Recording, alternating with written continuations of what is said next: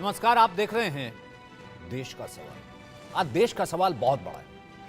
देश का सवाल यह है कि क्या 2050 तक भारत इकलौता हिंदू बहुल देश भारत मुसलमान बन जाएगा, मुसलमान राष्ट्र बन जाएगा। 2050 तक भारत हो जाएगा मुस्लिम राष्ट्र। ये हम नहीं कह रहे, ये बाकायदा खुलासे कह रहे हैं, ये चौंकाने वाले आंकड़े कह रहे हैं, क्योंकि पीएम को सलाह देने वाली आर्थिक सलाह परिषद ने आबादी की एक रिपोर्ट जारी की।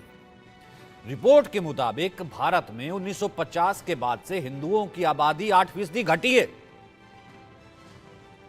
और दूसरी तरफ मुसलमानों की आबादी का ग्राफ 43% तेजी से बढ़ा है।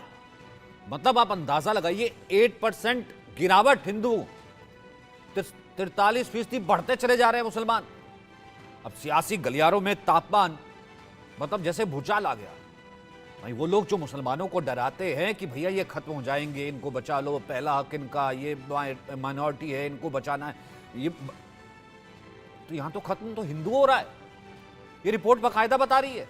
इस रिपोर्ट को लेकर केंद्रीय मंत्री गिरिराज सिंह ने कांग्रेस पर निशाना साधा और कहा कि देखो, देश को धर्मशाला बना दिया है, रोहिंग्याज को, बांग्लादेशियों को, सबको नागरिकता दे दो और इस्लामिक स्टेट बना दो। तो कांग्रेस महासचिव प्रियंका गांधी ने बीजेपी पर मुद्दों से भटकने का आरोप लगा दिया। मौसम चुनावी है, ऐसे में सवाल यह है कि हिंदू मुस्लिम का यह गणित किसके लिए फिट है, या ये बहुत जरूरी देश का सवाल है। सबसे बड़ा देश का सवाल यह है कि भैया रुक जाओ, इस तरीके से बढ़ते रहे तो हिंदुओं के लिए कोई जगह रहेगी नहीं। पाकिस्तान आप देख सकते हैं, बांग्लादेश आप देख चुके हैं, अफगानिस्तान आप देख चुके हैं। तो ऐसे में जनसंख्या नियंत्रण सबसे पहले, सबसे जरूरी। ये रिपोर्ट देखते हैं, बात करेंगे बड़े पैनल के साथ।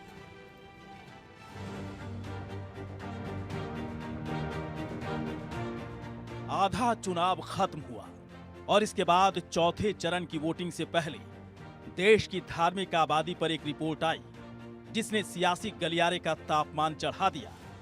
प्रधानमंत्री को सलाह देने वाली आर्थिक सलाहकार परिषद की रिपोर्ट में दावा किया गया कि देश में 1950 के बाद से हिंदुओं की आबादी में करीब 8% कमी आई है। दूसरी तरफ मुसलमानों की आबादी का ग्राफ 43% की तेजी से बढ़ा है। रिपोर्ट के मुताबिक 1950 में मुस्लिमों की आबादी 9.84% थी, जो 2015 में मुस्लिमों की आबादी बढ़कर 14.09% हो गई, जबकि 1950 में भारत की जनसंख्या में हिंदुओं की हिस्सेदारी 84% थी, जो 2015 तक ये घटकर 78% रह गई। इस रिपोर्ट के सामने आते ही हिंदू मुसलमान पर राजनीति की नई सीरीज शुरू हो गई है। आर्थिक सलाहकार परिषद की एक स्टडी में पाया गया है कि जनसंख्या में अल्पसंख्यक समूहों की हिस्सेदारी बढ़ गई है। ये सवाल कहाँ से आया आपके पास? ऑफिस की तरफ से ना? ऑफिस को बोलो प्रियंका जी पूछ रही है किसने भेजा उन्हें। भारत के सनातन को खत्म करने की एक साजिश भी है। आज मुसलमानों को बैकडोर से आरक्षण दे रहे हैं। ये हिंदुओं की घटती हुई आबादी, मुसलमानों की बढ़ती हुई आबादी। आप देखें, 0 से 14 वर्ष के बच्चे की आयु मुसलमान में कितने परसेंट है, हिंदू में कितने परसेंट है आने वाले दिन में। और दूसरा देखें, हमारा फर्टिलिटी रेशियो, उनका फर्टिलिटी रेशियो हिंदुओं के फर्टिलिटी रेशियो से 1% अधिक है, 1.25%। ये 1.25% अधिक होना ये बताता है कि आने वाले दिन में भारत को लोग इस्लामिक स्टेट बनाना चाहते हैं। केंद्रीय मंत्री गिरिराज सिंह के इस बयान के बाद अब सवाल है कि क्या वाकई भारत को इस्लामिक स्टेट बनाने की साजिश रची जा रही है। यह सवाल इसलिए भी क्योंकि कुछ साल पहले अमेरिका बेस्ड प्यू रिसर्च सेंटर की रिपोर्ट में दावा किया गया था कि दुनिया में 2010 से 2050 के बीच मुस्लिमों की आबादी 73% बढ़ेगी। 2050 यानी 2.8 अरब होंगे। भारत में 2050 तक मुस्लिमों की आबादी 30 करोड़ तक पहुंच जाएगी। और अब प्रधानमंत्री की आर्थिक सलाहकार परिषद की रिपोर्ट से साफ हो रहा है कि देश में मुसलमानों की आबादी तेजी से बढ़ रही है, लेकिन मौसम चुनावी है तो विपक्ष इस रिपोर्ट की टाइमिंग पर सवाल खड़े कर रहा है। आप देखिएगा जो सेंसस होना था 21-22 में, आज 24 हो गया, अभी तक तो हुआ नहीं। ये केवल देश की जनता को भ्रम में डालना और लोगों में नफरत फैलाने की बात ये लोग कर रहे हैं। ये पूरी तरीके से प्रधानमंत्री जी, भाजपा के लोगों का यही एजेंडा है। 10 साल तक इन्होंने लोगों को ठगा है और फिर ठगना चाहते हैं। अगर ऐसा है तो ये चिंता का विषय है ना।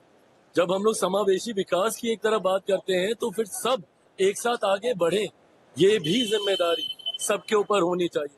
ऐसे में अगर कोई ऐसी जानकारी सामने आई है तो उस पर अध्ययन होना चाहिए। आबादी वाली रिपोर्ट पर सियासी गलियारा तपने लगा है, लेकिन सवाल है कि क्या वाकई जनसंख्या नियंत्रण कानून लागू करने का समय आ चुका है? क्या देश में जनसंख्या नियंत्रण कानून जरूरी हो गया है? Bureau report, India news. तो देश का सवाल यही है कि जरूरी नहीं, बहुत जरूरी हो गया है साहब। किसी भी आप हिंदू से पूछ लीजिए कि कितने बच्चे, 2 बच्चे, अगर वो कहेगा कि क्यों, क्योंकि आबादी बढ़ती चली जाएगी तो रिसोर्सेज कम होते चले जाएंगे। बहुत ही सीधा सा गणित है। लेकिन यहां यह कहा जाता है कि गजवा हिंद, आखिरकार कौन ये साजिश रच रहा है? तो देश का सवाल सबसे बड़ा यही कि आबादी वाली नई रिपोर्ट पर आखिरकार सवाल क्यों? भाई ये तो चौंकाती है। जितना तेजस्वी को चौंकना चाहिए, जितना चौंकना चाहिए बाकी सब लोगों को, बाकी नेताओं को, उतना सब लोगों को चौंकना चाहिए। और मेरे ख्याल से बात करनी चाहिए जनसंख्या नियंत्रण कानून की। दूसरा, ये इस रफ्तार से अगर 43% ये रफ्तार हिंदुओं की घट रही है तो 2050 तक मुस्लिम राष्ट्र बन जाएगा भारत, ये तय मान लीजिए। तीसरा बड़ा सवाल, मैं लगातार कह रहा हूं कि देश में जनसंख्या नियंत्रण कानून बहुत जरूरी हो गया साहब। हम दो हमारे दो, यूसीसी सबके लिए समान, एक शादी और सब कुछ एक कानून के तहत। तो मुस्लिमों को खतरे वाला नैरेटिव बनाना, अब उसकी पोल खुल गई बीच चुनाव में ही। रुचिका अग्रवाल हमारे साथ हैं, बीजेपी के प्रवक्ता, हमारे साथ अतुल पाटिल कांग्रेस से, एडवोकेट मयंक यादव जो कि समाजवादी पार्टी से, हमारे साथ डॉक्टर रिजवान अहमद है, बहुत दिन बाद जोड़ रहे हैं, बहुत बहुत स्वागत है डॉक्टर साहब। आचार्य विक्रमादित्य हैं हमारे साथ। लेकिन सबसे पहले अतुल भाई, ये आपसे शुरू करता हूं। मतलब ये रिपोर्ट तो चौंकाने से ज्यादा डराती है। वोटों के बीच में, चलिए वोट एकदम छोड़ ही देते हैं कि कौन जीता कौन हारा, मैं तो कहता हूं आप जीतिए, जो भी करिए। मतलब इस हिसाब से इकलौता मुल्क जिसमें हिंदू आबादी है 2050 तक विलुप्त हो जाएगा, मुस्लिम राष्ट्र। सचिन भाई, थोड़ी तो शर्म आनी चाहिए इस देश के प्रधानमंत्री और सरकार को। अरे ये रिपोर्ट किसकी है? सुनिए मेरी बात अभी पूरी। ये रिपोर्ट किसकी है? ये रिपोर्ट है इकोनॉमिक एडवाइजरी काउंसिल की। इसकी लीड ऑथर कौन है? इसकी लीड ऑथर है शमिका रवि। ये शमिका रवि कौन है? ये टीएन रवि, जो तमिलनाडु के गवर्नर है, भाजपा के नेता है, उनकी बेटी है।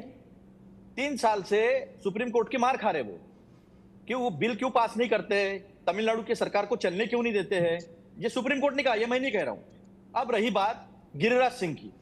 गिरिराज सिंह जी जो है वो इस देश के मंत्री है और कितना झूठ बोलते हैं। देखिए, मेरे पास नेशनल फैमिली हेल्थ सर्वे होता है ना, वो गवर्नमेंट का होता है। सेंसस तो इन्होंने की नहीं है, 2 साल हो गए, कोविड खत्म हो गया, लेकिन सेंसस की नहीं है। सेंसस क्यों नहीं करना चाहती, ये भी मैं बताता हूं, थोड़ा समय देना, बीच में रोकना मत।